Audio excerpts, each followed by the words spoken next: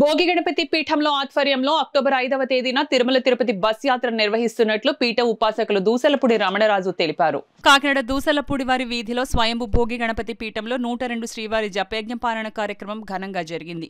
తెల్లవారుజాము నుండి పీఠంలో స్వామివారికి పంచామృతాభిషేకాలు, విశేష పూజలు శాస్త్రోక్తంగా జరిపించారు.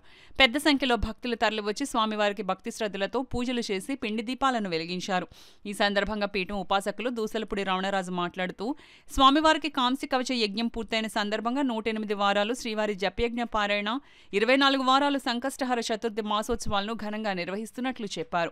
అక్టోబర్ 5వ తేదీన తిరుమల తిరుపతి పాదయాత్ర నిర్వహిస్తున్నట్లు చెప్పారు. కాంస్య కవచ యజ్ఞ ధారణ పూర్తయింది. ఆ సందర్భంగా ఇక్కడ 108 వారాల పాటు పాదపూజ కార్యక్రమాల్లో 102 వారాలు పూర్తయ్యాయి.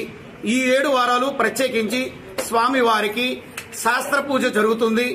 ఈ సందర్భంలో ఈ 27వ తేదీ నుంచి గణపతి నవరాత్రులు జరుగుతున్నాయి.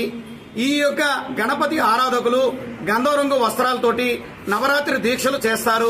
ఈ నవరాత్రి దీక్షలతోటి ఈ నవరాత్రులలో ఈ వినాయక చవితి రోజున ఎటువంటి ఊరేగింపులు ఉండవు. మిగిలిన 8 రోజులు కూడా అష్టగణపతుల యొక్క ఊరేగింపు ప్రతిరోజు సాయంత్రం 6 గంటల నుంచి ఈ యొక్క దివిటీల ఊరేగింపుతోటి మంగళ వాయిద్యాల నడుమ ఈ అష్టగణపతుల ఊరేగింపు కార్యక్రమాలు పూర్తవుతాయి. ఇవి పూర్తయిన తర్వాత ఈ గణపతి గణేశ నిమజ్జనోత్సవ కార్యక్రమం సెప్టెంబర్ 6వ తేదీ శనివారం నాడు జరుగుతుంది. అదే రోజున ఇక్కడ భారీ అన్న సంతర్పణ కార్యక్రమం జరుగుతుంది. కావున 50 మంది కూడా ఈ కార్యక్రమాల్లో భాగస్వాములై శ్రీ స్వామివారి యొక్క కృపకు పాత్రలు కావాల్సిందిగా భోగి గణపతి పీఠం ఆహ్వానిస్తుంది.